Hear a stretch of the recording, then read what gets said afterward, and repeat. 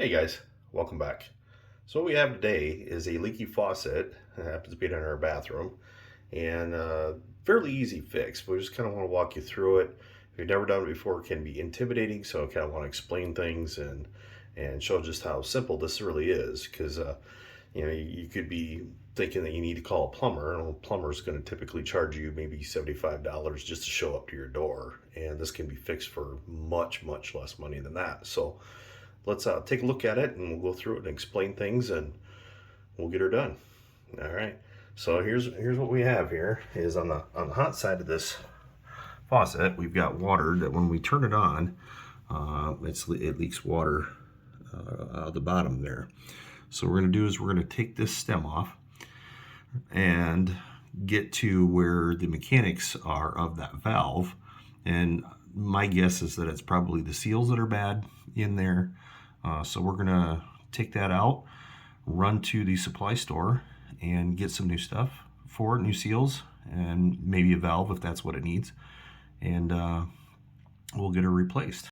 So the first thing that we're gonna wanna do is shut the water off before we turn that valve on. We're gonna get wet and water spraying everywhere. So in order to do that, we'll go to the shut off valve, which is down here. And you can see, since we're just working with the hot side, that will be the one on the left there. So we'll just reach in here and we'll shut that off.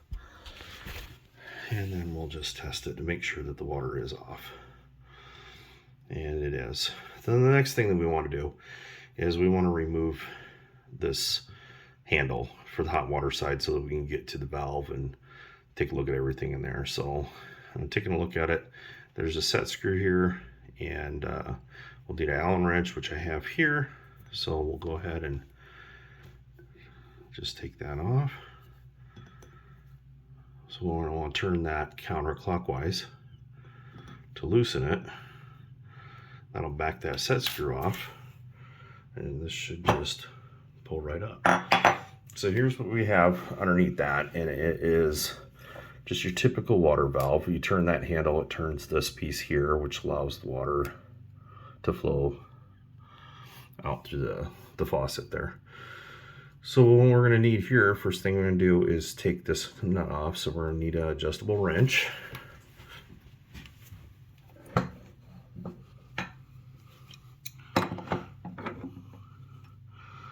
So again, we want to turn this counterclockwise. Remember that saying, when I was young, righty-tighty, lefty-loosey. So just get it loosened, and you typically just be able to remove it from your fingers. Now we have the nut that holds that valve stem in place. Then what we should be able to do is just wiggle it, and it should pull out. But I'll be nervous there. We get a little bit of water there just because that line is under pressure. And what we have here is your water valve. Now inside here there's going to be a little rubber seal in there with a spring that we'll want to get that out. So we're going to get a little pick, and we're going to fish that out. Okay, so we have our pick, and that is what this tool is here. And we're going to get that.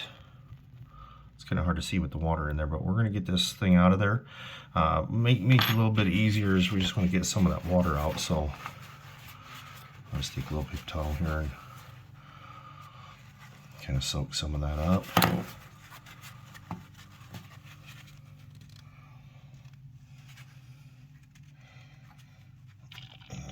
Well, it's going to fill back up. All right, so anyway, maybe you'll be able to see that a little bit better. Yeah, there it is right there. So we are going to get in here and just pull that out. And there's our seal and our spring. So that is all the parts that need to be taken out of this. And we're going to take a look at everything here and see what we need to get. Now, we've got this little O-ring on the valve, and that is a wear, what we like to call a wear part, which means it's not going to last forever. Of course, the whole valve will not last forever. So that will need to be replaced, as well as this little rubber seat. And just to kind of explain things, what happens inside here is that rubber seat that's right here sits on the spot. And when you turn your valve, it allows that to slide past and gets to that opening there, which allows water into this valve. And it comes out here, and there's a little hole down inside here. Again, it's probably going to be kind of hard to see, but that water is then allowed to go inside the base of this faucet and then deliver it out to the faucet head. So I'm pretty confident with taking a look at all this that this valve itself is probably good. We probably just need to replace the seals. So that's what we're going to do. Be the cheaper route to go. These can't cost more than a couple dollars for the seals. So we're going to go ahead and go to the parts store and just get those replaced. Now, in your situation, if you're not sure, a really good idea would be to take all of these parts with you and have one of the people there just kind of take a look at it. And if you want, you can buy and replace this whole thing. Should come with seals, and then you can just replace the whole thing, and you're for sure that the problem will be fixed. Like I said, I'm pretty confident that I just need to replace the seals. So I'm going to go the little bit cheaper route and just replace those seals and put the valve back in, and hopefully I don't have to make another trip. So let's take this and go to the parts store.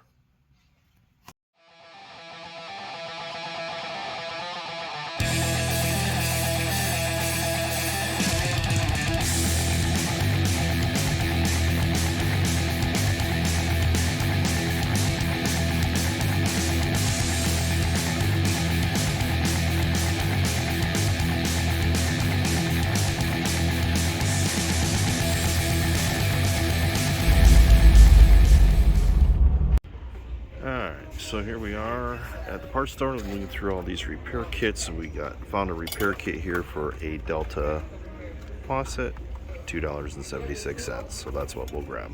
It's got all the necessary things that we need in there to repair.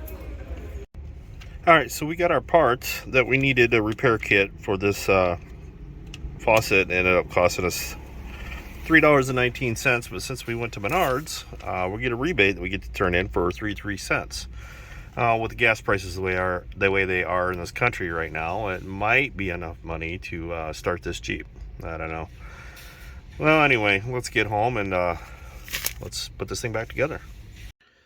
Okay, so we made it back from the store, and the first thing we're going to do is we're going to take our valve, and we are going to remove this little O-ring here.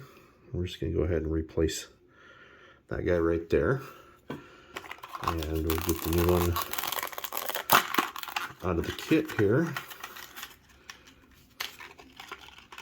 I believe it's this guy here, so we just want to match this up. Make sure that they are the same size, which they are. So we'll take that new O-ring, and we are just going to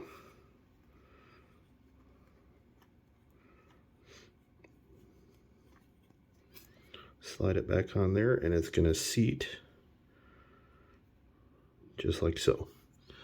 Next thing we're going to do is we're going to replace the spring again in this kit. So we have our spring here and our stop, or seat I should say.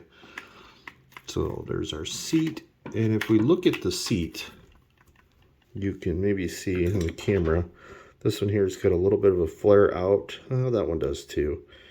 I want to match those up, make sure that they're the same. And they are. So we're going to go ahead and put that spring in there. We want to put the little end in there just like that. And then we'll put it back where it goes. Again, I was that little hole right there. we're just going to push it down in there so that it looks like that. Okay, now that we've got the seat and the spring in place, we're going to go ahead and put the valve back in. And you'll see that there is really only one way that this valve will go in. There is a little tab indicator on the valve itself, and then a slot for it to go in right there, just ahead of my thumbnail there. So we'll get that and push that down, and then we'll take our retaining ring and we'll screw that back on.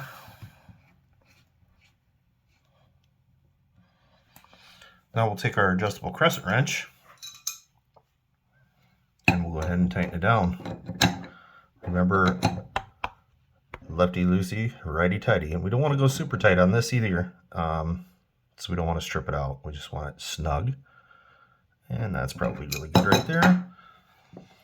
Now we'll get our handle and reinsert that. Our Allen wrench for our set screw.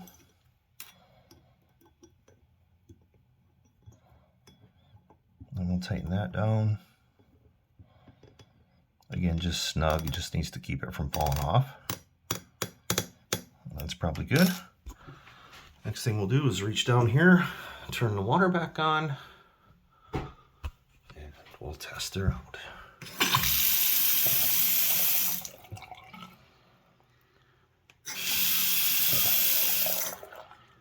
As you can see, we don't have any water leaking out from underneath here anymore, and like I said before, it's the same repair.